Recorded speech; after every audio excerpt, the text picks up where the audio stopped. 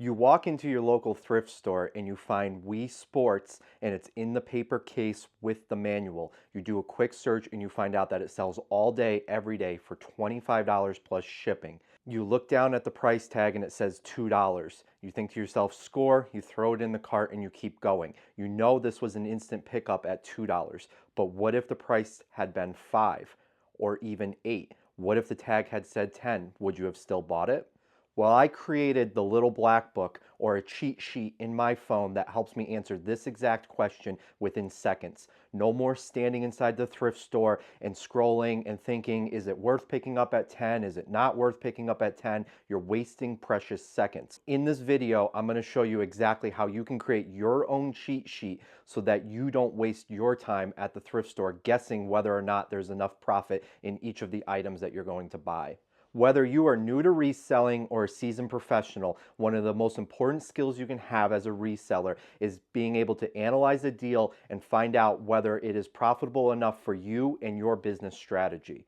And in order to do this, you have to answer two questions first. The first question is, does it meet your sell-through rate? If you are unsure of what you want your sell-through rate to be, I highly recommend checking out this video here where I break down exactly how the sell-through rate works and how you can determine a strategy for you and your business. The second question you must answer is, how much profit do you want to make on each item? This is a highly personal decision and it depends on a lot of different factors. Some of those factors are the value of your time, your sourcing opportunities, and how much storage space you have.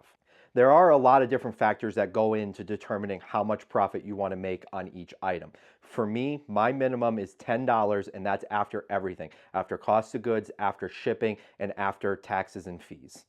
Along with this $10 profit margin, the most I'm willing to spend to make $10 is $12. I'm not willing to spend $100 on an item to only make $10. Why did I choose 12 as the cutoff for me? Well, when I go out sourcing at my local thrift stores, I find that most items are $12 and below. So I've created a list of numbers 1 through 10 and then $12. And then this helps me determine each price point. When I go to pick up an item, I know exactly how much it has to sell for at that price point in order for me to add it to my store and put it in the cart. Now, $10 profit margin is my minimum amount. That's the smallest profit that I'm willing to make on an item. When you sell an item on eBay, it takes a lot of time. You have to clean and test the item, you have to list the item, you have to take photographs of the item, you have to ship the item out, and you may even get a return or have to handle customer service along the way. So that's why when I sell items, I'm not okay selling an item and only making a $5 profit on it because it takes a lot of work to earn that $5. I would rather spend my time trying to find items that sell for more money so that my time becomes more valuable. This is something that you'll have to determine for you and your business strategy, and it depends on a lot of factors of what your sourcing options are. Do you have better opportunities? If you go to the next thrift store, can you find items that sell for more money? How much storage space do you have? If you run a low profit margin store, you're gonna have to have a lot more items in order to make more money. Do you have the storage space? Me, I only have a 1-car garage that I can store in. I have to make sure that I'm putting the best items inside my store for the storage space that I have. Now, I'm okay making $10 on an item, which might seem pretty low, but there are some other things I look at, and those are, does the item require testing? Does the item require cleaning? Is the item broken and it requires repair? I'm not okay making $10 on these items. If I'm only making $10, I want the item to be easy to list, easy to photograph, require no testing and cleaning, and easy to ship. Remember that larger items and heavier items cost more to ship, and when you ship it out, they're going to take more in fees. So I don't want to ship something huge out and only make $10 on it. I also don't want to overspend to make $10. Like I said, I cut it off at 12. I'm okay spending 12 to make 10. I'm not okay spending 20 to make $10. So what does this black book or cheat sheet look like? Well, it's just a note in my phone, and at the very top of the note, and it says, does this item have a 50% sell-through rate? In my store, I don't put items in my store that don't have at least a 50% sell-through rate. Now, there are always exceptions when I buy bulk and when I buy lots, and sometimes I make bad purchases. There's always a little bit of margin there, But when I'm outsourcing, I'm aiming for 50% sell-through rate and higher. If you don't know what your sell-through rate in your store should be, go ahead and check out that video and it will help you break down exactly what your sell-through rate should be for your store.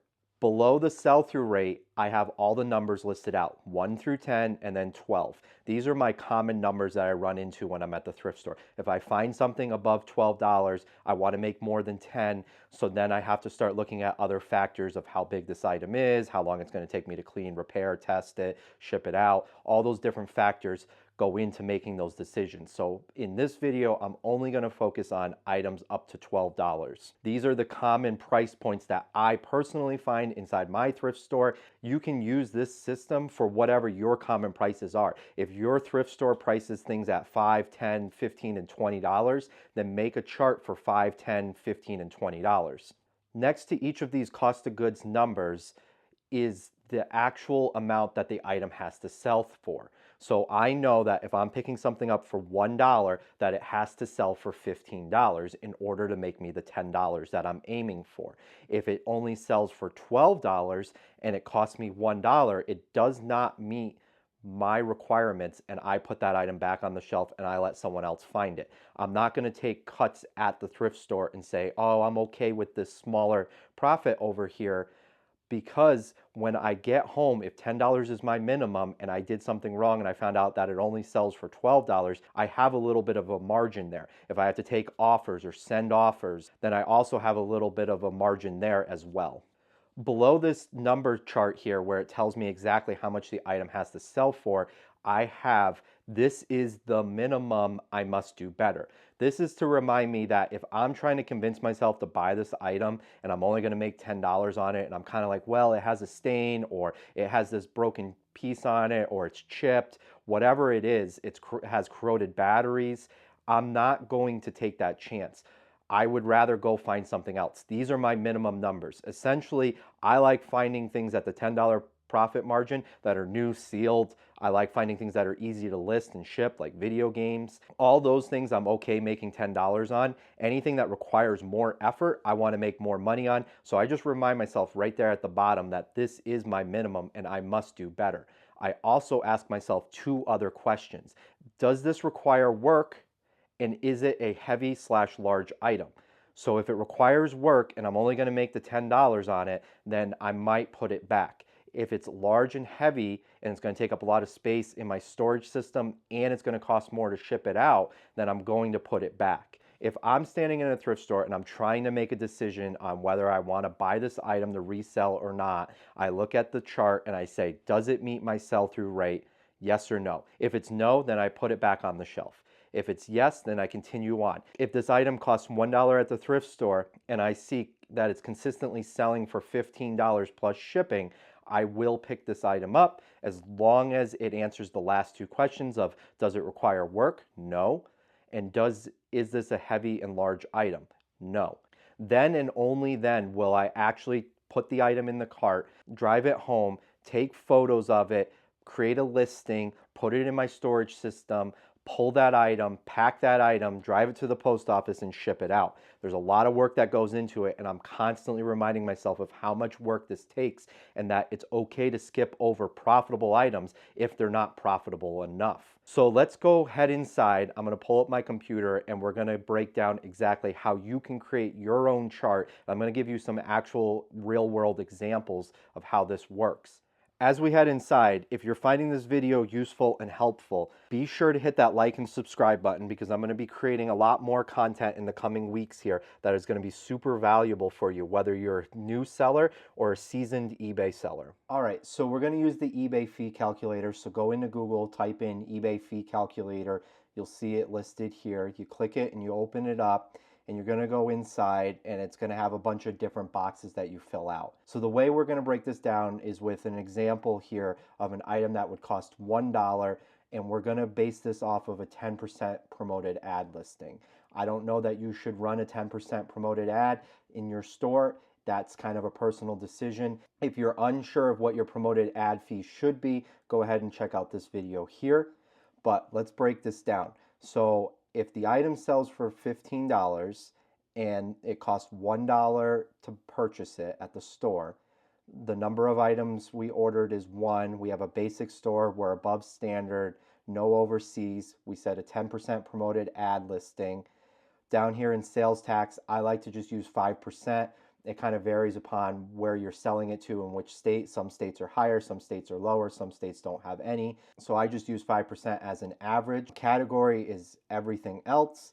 And as you can see that if we pick up an item for $1, it needs to sell for $15 in order to make us the $10 profit margin. Now you might be asking about what about shipping charge and shipping cost? Now I'm always going to charge the buyer the correct amount for shipping. If you haven't seen my shipping video, I highly recommend checking that video out, as it will help you understand exactly how much you should be charging for shipping so that you're not losing money on shipping. So for these examples, I don't include shipping costs because when I run comps, I'm looking at items that sold and charge the buyer shipping. So for a $1 cost, it has to sell for $15 in order to make me my $10 profit margin with these numbers. Now, if you change your promoted ad fee, or if you change your eBay store or the sales tax, if you change any of these variables, you can change the amount that you're willing to pay for the item in order to make it. Now, if you want to make a $20 profit margin on every item because that's what you want to do, then you're going to need to sell it for more money. So if you wanted to make a $20 profit margin on a $1 cost of goods, you would have to sell a $1 item for $28. That's a lot harder to do, and that's why I aim for the $10 profit margin. So then on the other end of my chart, I have $12. So if I'm spending $12 on an item, I need to sell it for $30 in order to make my total profit of $10. So once again, if you change some of the factors of how much you want your total profit to be, what the item costs, or what the promoted ad fee is, you're going to get different numbers. But I like to create the list of all the common numbers that I see at thrift stores or yard sales, and then go into the eBay fee calculator and break down exactly how much each one of these is going to have to sell for in order to make me my minimum profit. And then when I'm at the store and I'm holding an item for $1 and I'm unsure of whether I want to pick this item up or not, I can simply go through the prompts in my cheat sheet and know for sure if I should pick this item up or not. It's no longer a guessing game. It's actually factual based information that you're using. Once you have created this cheat sheet, you can use it forever. Now, if things change inside your store or eBay raises the prices to sell items on the platform, you'll have to go in and readjust your cheat sheet. But if you spend the 10 minutes to create your cheat sheet, you're going to save so much time inside the thrift store from having to stand there and guess whether this item is going to make you enough profit and be worth picking up. If you've enjoyed this video, YouTube thinks you're going to enjoy this one, so go ahead and give it a click.